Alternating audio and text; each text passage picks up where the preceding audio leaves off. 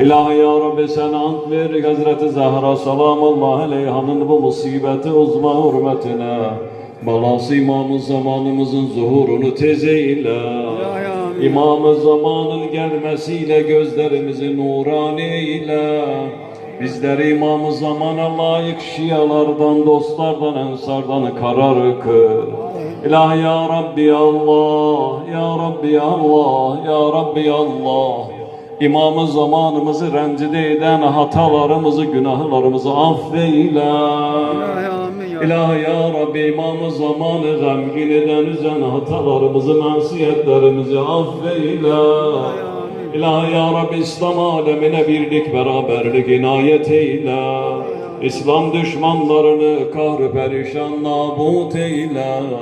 İlahi ya Rabbi Allah, ya Rabbi Allah, ya Rabbi Allah.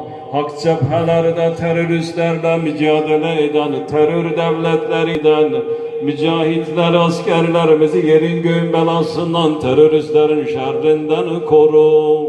İlahi ya Rabbi o mücahitlerin füzesini, mermilerini hedeflerine ulaştır. İlahi sen ant verem izzet celal azametin hürmetine, mazlum Filistin halkına, Lübnan halkına zaferini, nusretini indir.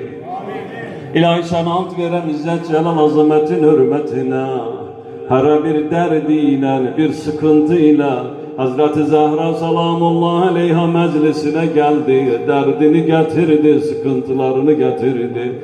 İlahi ya Rabbi bu meclisin sahibi hürmetine dertlerimize deva eyle.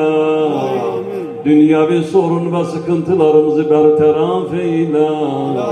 İlahi ya Rabbi Allah, ya Rabbi Allah. Hasta olanlar var, hastası olanlar var, hastanede olanlar var. Doktorların ümidini kestiği hastalar var. İlahi ya Rabbi tüm hastalarımız Hazreti Zehra Ali ile acil şifalar inayet eyle. İlahi ya Rabbi maddi ve manevi hastalıklarımıza şifalar inayet eyle. Sen ant verem izzet celal azametin hürmetine. Müştehitlerimize dünyadan göçenlerinin ruhunu şad eyle. Hayatta bulunanlara uzun ömürler, bereketli ömürler inayet eyle.